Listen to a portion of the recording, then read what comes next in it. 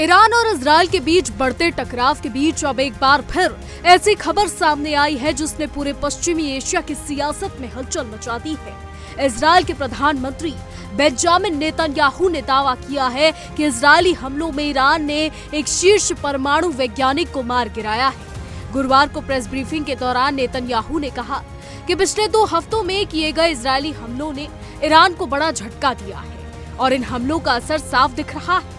उनके मुताबिक जहां एक तरफ ईरान की ताकत को चोट पहुंची है, वहीं दूसरी तरफ इजरायल पहले से ज्यादा मजबूत होकर उभर रहा है। नेतन्याहू का कहना था कि इजरायली हमलों में इस्लामिक रेवोल्यूशनरी गार्ड कॉर्प्स और उसकी सहयोगी फोर्स को भी गंभीर नुकसान हुआ है। उन्होंने इशारों में ये भी जताया कि इजरायल सिर्फ जवाबी कार्रवाई नहीं कर रहा, बल्कि ईरान की उन ताकतों को जड़ से कमजोर करने की कोशिश कर रहा है जिन्हें वो अपने लिए खतरा मानता है। उनके बयान से साफ था कि इजरायल इस संघर्ष को केवल सीमित सैन्य कार्रवाई नहीं बल्कि लंबी रणनीतिक लड़ाई के तौर पर देख रहा है। बता दें, दरअसल अमेरिका और इजरायल दोनों ही लंबे समय से ये कहते आए हैं कि ईरान का परमाणु कार्यक्रम क्षेत्र और दुनिया के लिए खतरा बन सकता है। इसी वजह से दोनों देशों की रणनीति का एक बड़ा लक्ष्य ईरान के परमाणु कार्यक्रम को पूरी तरह खत्म करना बताया जाता है।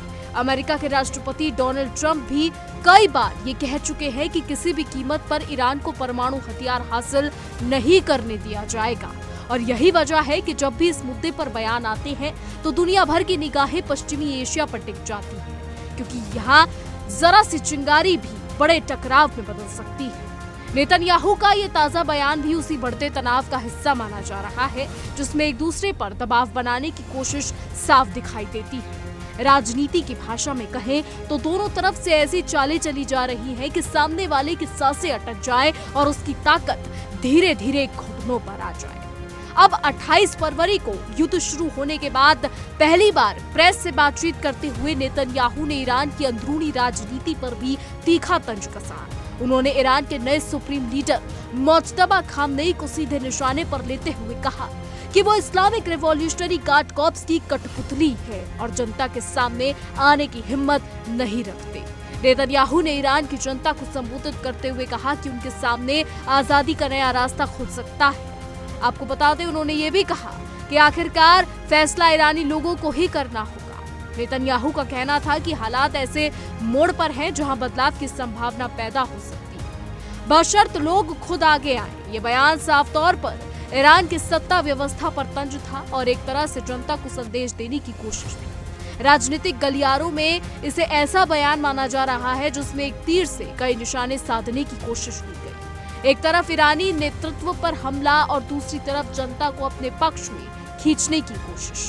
हालांकि नेतन्याहू ने अपने बयान में ये भी कहा कि इजरायल ईरान में आतंक के राज को कुचलने में लगा हुआ है। उन्होंने कहा कि इजरायल सिर्फ ईरान के भीतर ही नहीं बल्कि उसके सहयोगी समूहों को भी निशाना बना रहा है। खासतौर पर लेबनान में सक्रिय हिजबुल्लाह को लेकर उन्होंने कहा कि इजरायल उसके खिलाफ हमले कर रहा है और उसे लगातार कमजोर किया जा रहा है।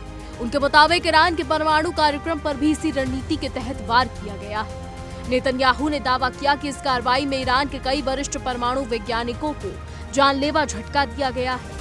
उन्होंने कहा कि ये वही लोग थे जो ऐसे परमाणु बमों के विकास का नेतृत्व कर रहे थे जिनका मकसद इजरायल को तबाह करना बताया जाता था। नेतन्याहू ने कहा कि अब वे लोग इस दुनिया में नहीं हैं और हाल ही में कुछ और लोग भी निशाना बनाए गए हैं। उनके शब्दों में कहें तो ये ऐसा वार है जिसे ईरान की उस वैज्ञानिक ताकत को चोट पहुंची है जिस पर उसका परमाणु कार्यक्रम टिका हुआ था। हालांकि पहली बार नहीं है जब इजरायल पर ईरानी परमाणु वैज्ञानिकों को निशाना बनाने के आरोप लगे हैं। इससे पहले भी कई घटनाओं में ऐसे हमले सामने आ चुके हैं।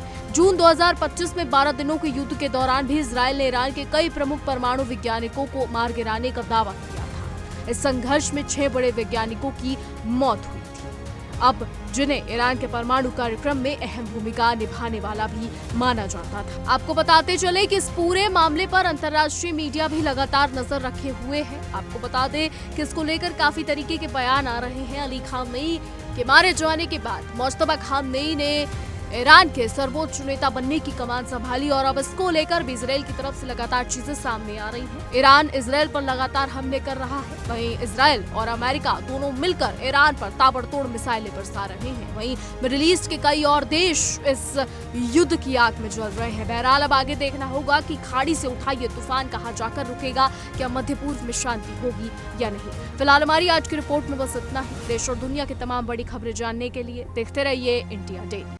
देखिए इंडिया डेली 24/7 अब आपके स्मार्ट टीवी पर। इंडिया डेली मौजूद है सभी डिजिटल प्लेटफॉर्म पर लाइव और लगातार। इंडिया डेली 24/7 हर दिन राष्ट्र को समर्पित।